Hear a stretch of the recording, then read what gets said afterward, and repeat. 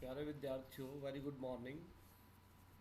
Online के इस lecture में आज हम भारतीय अर्थव्यवस्था के एक दूसरे टॉपिक पर बात करेंगे, जो न केवल प्रीवियस, फाइनल और बीए पार्ट फर्स्ट यानी एमए तथा बीए पार्ट फर्स्ट दोनों के लिए बहुत महत्वपूर्ण है और साथ ही कॉम्पिटिटिव एग्ज़ाम्स के लिए भी ये पूछा जाता रहा है। तो हम शुरू करते हैं कि निजीकरण और विनिवेश, प्राइवेटाइजेशन एंड डिसइन्वेस्टमेंट। मित्रों, जैसा आपको मालूम है कि 1991 के बाद में ये दोनों शब्द बहुत ही चर्चित रहे हैं, और विशेष रूप से भारतीय अर्थव्यवस्था के संदर्भ में, क्योंकि भारतीय अर्थव्यवस्था का जब से निजीकरण किया गया यानी 1991 के बाद से, तब से ही इन दोनों के ऊपर, इन दोनों शब्दों को लेकर के बड़ी बहस होती रही है और अर्थव्यवस्था में इन दोनों को लेकर के बड़ी चर्चा हुई है। निजीकरण क्या है और विनिवेश क्या है। वैसे मोटे रूप से बात की जाए तो निजीकरण और विनिवेश दोनों एक ही सिक्के के पहलू हैं। निजीकरण का मतलब निजी हाथों में उपक्रमों, सार्वजनिक उद्यमों की स्वामित्व को बेचना है, स्वामित्व में निजी क्षेत्र को भागीदारी बनाना है। तो यहाँ हम दोनों के परिभाषा करेंगे, परिभाषा के साथ साथ हम दोनों का अंतर स्पष्ट करने का प्रयास करेंगे। विनिवेश यानी यह निवेश के बिल्कुल विपरीत है, इन्वेस्टमेंट के बिल्कुल विपरीत है डिसइन्वेस्टमेंट। इसका मतलब क्या है? इसका मतलब है कंपनी में निवेश किए गए पैसे को हिस्सेदारी के आधार पर बेचकर या तो पूर्ण रूप से या फिर आंशिक रूप से इसे निजी क्षेत्र के हाथों में सौंपना है। यह संसाधनों के प्रभावी उपयोग से संबंधित होती है, क्योंकि सरकारी सिस्टम की लचर व्यवस्था के चलते, उदासीनता के चलते और भ्रष्टाचार के चलते बहुत से उपक्रम ऐसे हैं जो लाभ में होते हुए भी हानि में चल रहे हैं, और उसी की वजह से सरकार को इन उपक्रमों को बेचने का फैसला लेना पड़ता है।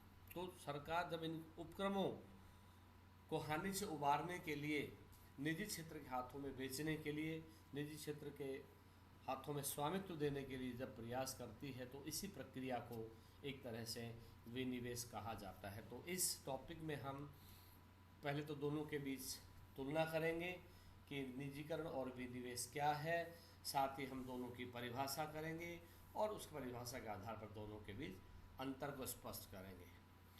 विनिवेश, जैसा मैंने अभी कहा कि निवेश के बिल्कुल विपरीत है। इसका मतलब है कि कंपनी में जो पैसे निवेश किए गए हैं उनको निजी क्षेत्र के हाथों में बेचना, वो चाहे आंशिक रूप से बेचे चाहे पूर्ण रूप से बेचे। ये संसाधनों के प्रभावी उपयोग से संबंधित है, और इसका मतलब या इसका तात्पर्य है जो निवेश किया गया धन है उस धन से लाभ अर्जित करना, या घाटे वाली इकाइयों जिनका कि भार सरकार के ऊपर पड़ता है उनको निजी हाथों में दे करके घाटे से उबारना, उनको देश की मुख्य धारा में लेके आना, उनको लाभ कमाने वाली इकाइयों के रूप में बदल करके देश के आर्थिक विकास में उनका योगदान लेना इसका मुख्य उद्देश्य होता है। इसके विपरीत निजीकरण, सरकारी स्वामित्व वाली कंपनी, उनका संचालन निजी हाथों से अनिजी हाथों में देने की एक प्रक्रिया है। निजीकरण ये तब होता है जब सरकार की आधे से अधिक हिस्सेदारी निजी हाथों में ट्रांसफ़र कर दी जाती है, यानी जब 51% से अधिक शेयर उस कंपनी या उस उद्यम के निजी क्षेत्र को बेच दिए जाएं, तो इसको एक तरह से निजीकरण कहा जाता है।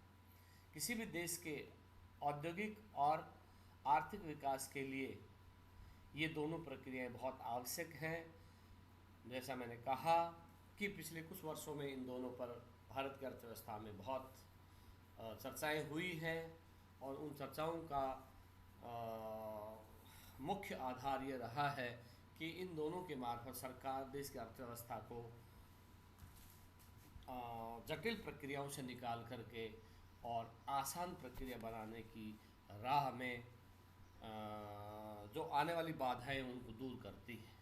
क्योंकि ऐसे उपक्रम जो घाटे में चलते हैं, जो सरकार के ऊपर एक तरह से सफ़ेद हाथी की तरह बोझ बने हुए हैं, उनको घाटे से उबारना इस प्रक्रिया का उद्देश्य है। जहाँ तक दोनों की तुलना की बात है तो तुलना के लिए कुछ आधार लिए हैं और उन आधारों के आधार पर ये तय करें कि दोनों में क्या अंतर है।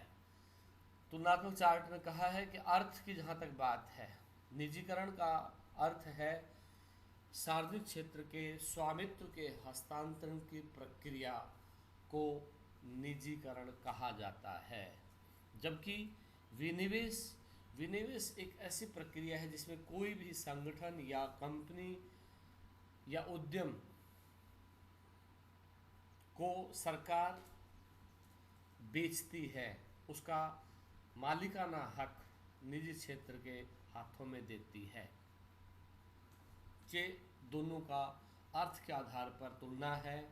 इसके बाद दूसरा है कि इसमें जो हिस्सेदारी के आधार पर निजीकरण, हिस्सेदारी के आधार पर जब उसको डिफाइन करते हैं तो जब 50% से अधिक स्वामित्व सरकार निजी हाथों को देती है तो वो निजीकरण कहलाता है, और जब 50% से कम स्वामित्व, कम हिस्सेदारी निजी क्षेत्र में देती है तो उसको विनिवेश कहा जाता है। ये दोनों में हिस्सेदारी के आधार पर अंतर है कि 50% से अधिक होने पर उसको निजीकरण में शामिल करेंगे और 50% से कम रहने पर उसको विनिवेश कहेंगे। इसके बाद तीसरा तुलना का आधार कि प्रबंधन में परिवर्तन का परिणाम निजीकरण के मार्फत दिखाई देता है, जबकि विनिवेश में प्रबंधन में बदलाव कर भी सकते हैं और ना भी करें।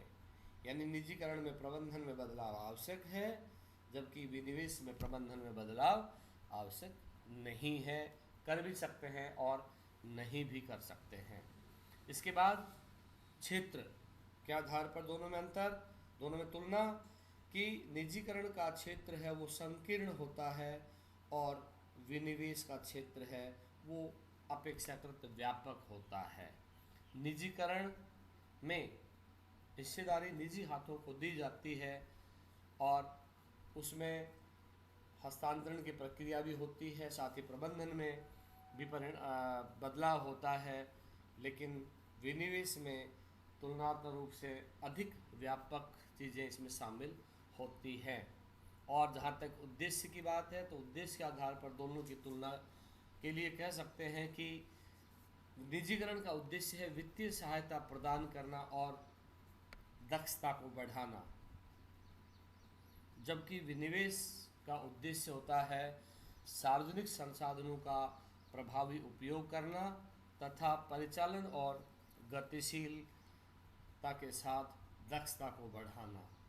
ये उद्देश्य के आधार पर दोनों में अंतर किया जाता है।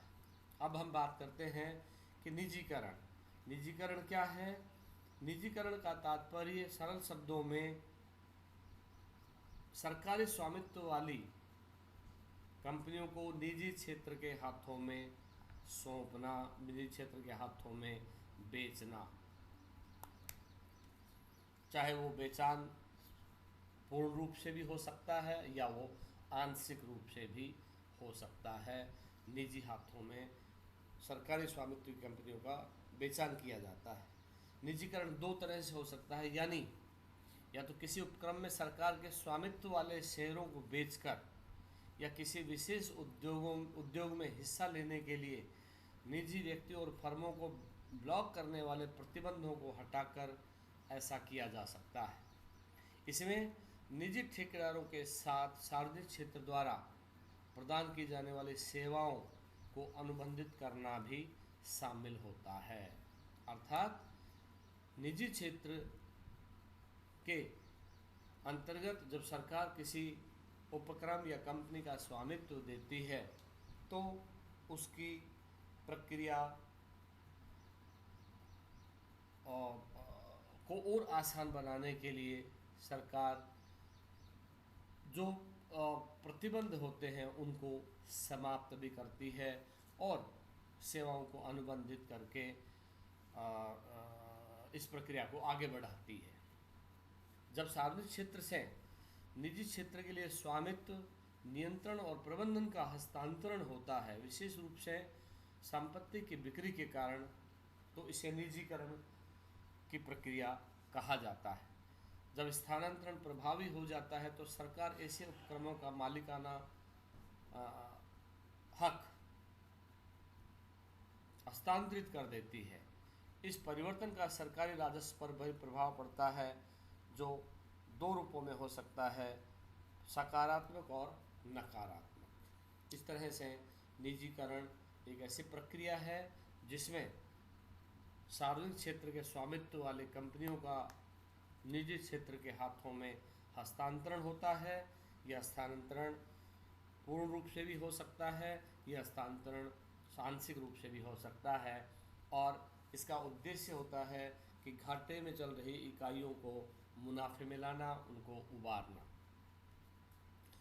जहाँ तक निजीकरण के रूपों का प्रश्न है, निजीकरण के कई तरह के रूप होते हैं। कौन कौन से होते हैं? 8 तरीके से निजीकरण किया जा सकता है। यानी निजीकरण के लिए ये प्रक्रिया जब अपनाई जाती है तो उसमें इन विधियों या तरीकों का इस्तेमाल किया जाता है। पहला क्या है? बहिष्करण संविदा करना। निजीकरण के रूप को अमल में लाने के लिए सरकार उसका एक तरह से बहिष्करण संविदा भी कर सकती है, अर्थात उसको संविदा पर देख करके, संविदा के आधार पर उसको चला सकती है। दूसरा है उदारीकरण या डीरेगुलेशन। उस निजीकरण की प्रक्रिया में नियमों में शिथिलता देख करके, नियमों को उदार बना करके सरकार कुछ राहत प्रदान कर सकती है ताकि वह उद्यम या कंपनी घाटे से बाहर आ सके और निजी क्षेत्र उसे और अधिक कुशल बना सके। तीसरा, प्रबंधन निजीकरण। प्रबंधन क्या? निजीकरण करके भी सरकार सरकारी स्वामित्व वाली कंपनियों को प्राइवेट सेक्टर में दे सकती है, प्रबंधन निजी क्षेत्र में भी उसका हस्तांतरण कर सकती है। उसके बाद चौथा है बिजली की कटौती। एक तरीका ये भी हो सकता है कि बिजली की कटौती के आधार पर भी निजीकरण करे, ये सरकार की नीति पर निर्भर करता है। साथ ही निजी क्षेत्र की संपत्ति का विक्रय करके भी निजीकरण किया जा सकता है, और साथ ही निजी भुगतान, यानी सरकार अपनी तरफ से भुगतान करके किसी भी कंपनी या उद्यम को घाटे से उबारने में योगदान कर सकती है। और सातवां है वाउचर और आठवां है सब्सिडी, यानी सरकार सब्सिडी या वाउचर देकर भी निजीकरण की प्रक्रिया को अमल में ला सकती है। कहने का तात्पर्य ये है कि निजीकरण एक प्रक्रिया है, एक नियमों में ढील देने की प्रक्रिया है, जिसके मार्फत सरकारी स्वामित्व वाली इकाइयाँ जो घाटे में चल रही हैं, जो सरकार पर एक तरह से आर्थिक बोझ बनी हुई हैं, उन इकाइयों को उबारने के लिए यह प्रक्रिया अमल में लाई जाती है। और यह आर्थिक सुधारों का एक बहुत महत्वपूर्ण अंग है, क्योंकि आर्थिक सुधारों में केवल नीतियों में या नियमों में ढील ही नहीं है, बल्कि सरकार की तरफ से दी जाने वाली छूट भी शामिल है। साथ ही सरकार की तरफ से इस प्रक्रिया को और अधिक उदार बनाने के लिए निजी क्षेत्र की भागीदारी लेकर के अर्थव्यवस्था को अधिक विकास की गति देना भी एक उद्देश्य होता है। सरकार आर्थिक विकास को गति दे सकती है। तो इस तरह से कहने का तात्पर्य यह है कि निजीकरण और विनिवेश एक ही सिक्के के दो पहलू हैं। सरकार विनिवेश निजीकरण के मार्फत ही करती है, और दोनों में जो अंतर है उस पर हम अगले लेक्चर में बात करेंगे। आज के लिए इतना ही। बहुत बहुत धन्यवाद।